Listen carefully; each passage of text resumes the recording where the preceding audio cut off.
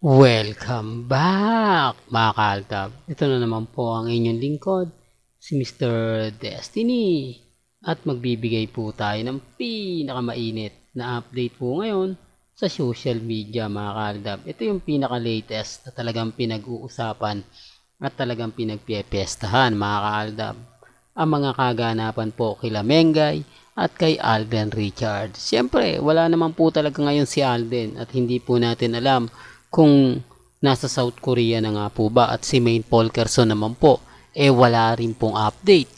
Di po ba? Dito pa lang masasabi nyo na may mga bagay-bagay po talaga na mahirap ipaliwanag. Sabi ko nga po sa inyo, ang South Korea malapit lang. Di po ba? Hindi naman siya gaano kalayuan.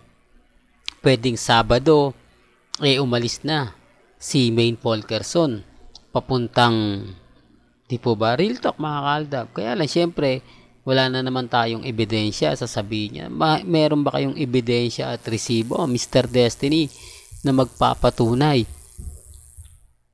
na nasa South Korea na nga ngayon si Maine Polkerson at si Alden Richards? Yan po yung hindi natin na may ibibigay na kino-question po tayo.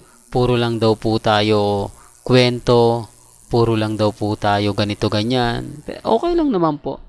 Di po ba? Wala naman pong problema. At remind ko lang po sa mga dumadaan sa channel ko at bumibisita. Lahat po ng mga pinapakita ko, totoo po ito. Hindi ko po inedit. Di po ba? Kita nyo naman sa tapos sasabihin po nila mga kaaldab, si Mengay daw po hindi celebrity o hindi raw famous celebrity.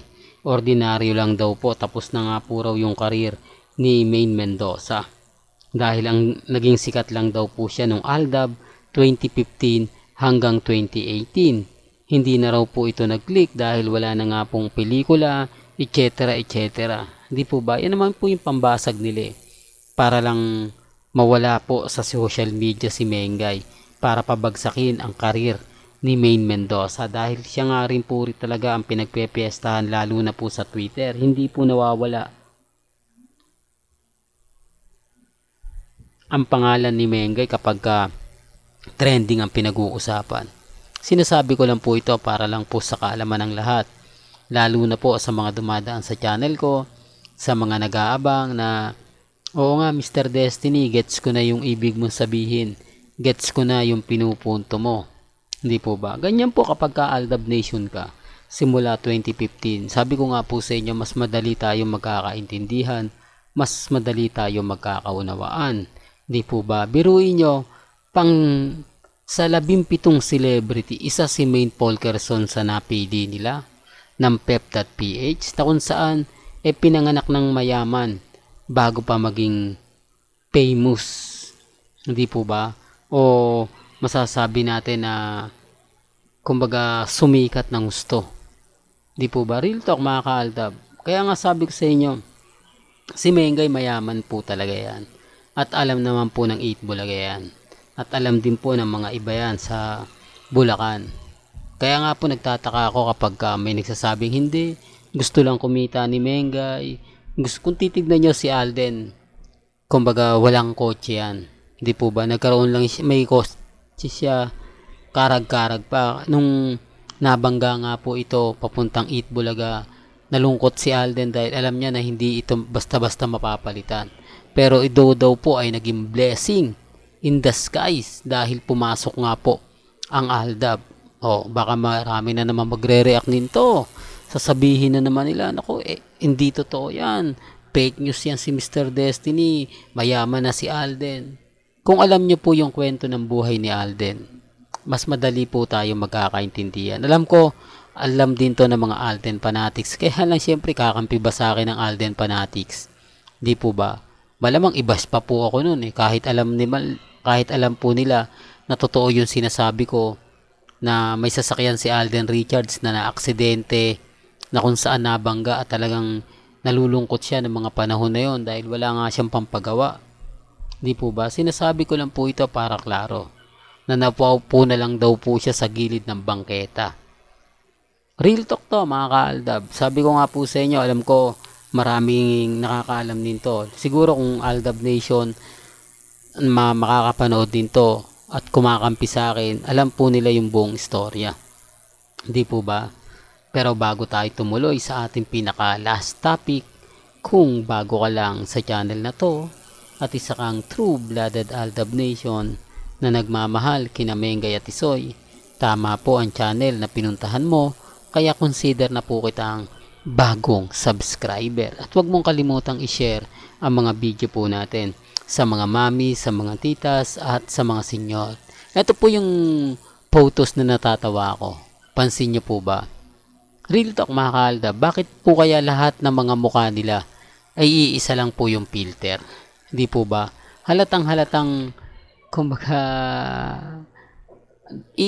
hindi ko naman sinasabing inedit lang ito. Hindi ko sinabing kumbaga ginamitan ng mga gandang filter dahil lahat ng mukha ay iisa lang po ang kutis. Di po ba?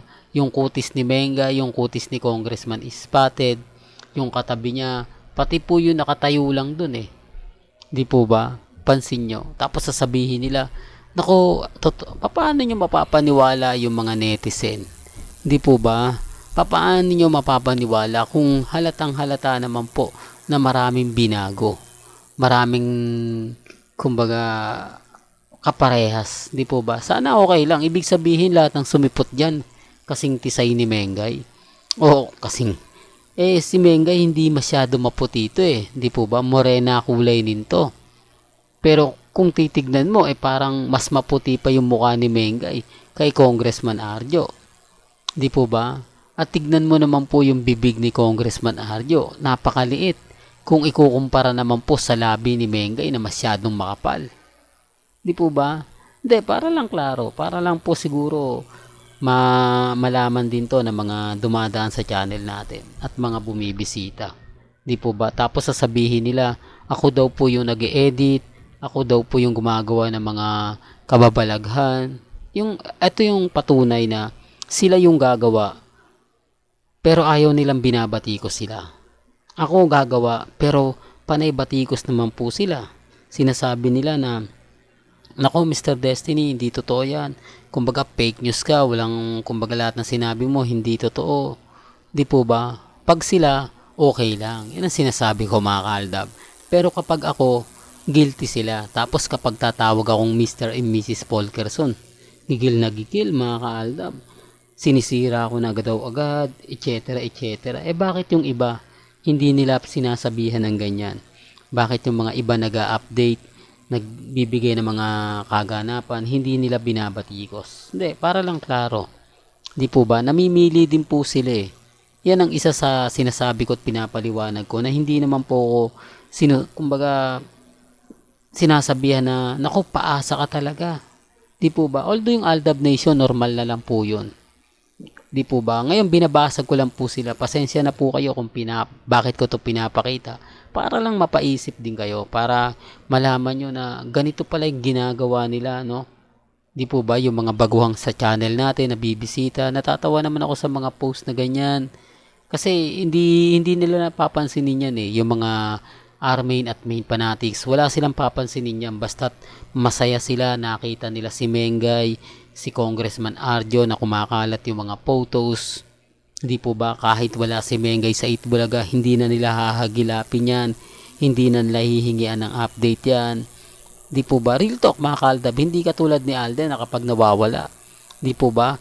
Napakarami ng Aldab ang naghahanap o Alden fanatics. Kakaiba sa mga main fanatics. Di po ba? Tapos sasabihin nila, hindi Mr. Destiny, move on ka na. Tapos na yung boxing, talo ka na. Huwag mo nang ipilit pa, huwag mo nang ganito, huwag mo nang ganon. Di po ba? Yan ang sinasabi ko. At lagi kong pinapaliwanag. Pero gaya ng sinasabi ko, doon sa mga taong nagsasabi ng fake news, sa mga nagsasabi na hindi ganito ganyan, okay lang po. Ang importante lang naman po, kung ano lang po yung mapapanood ninyo, mapapakinggan, kampante lang po kayo. Well, hanggang dito na lang po ang ating latest updates. Kaya kung gusto nyo pa po ng pinaka-latest at sariwang update, abay tumutok lang po kayo dito po sa channel ni Mr. Destiny para updated po kayo sa mga latest at sa mga bagong video po na ilalabas po natin maya-maya lang. Hanggang sa muli, salamat po sa panonood at pakikinig.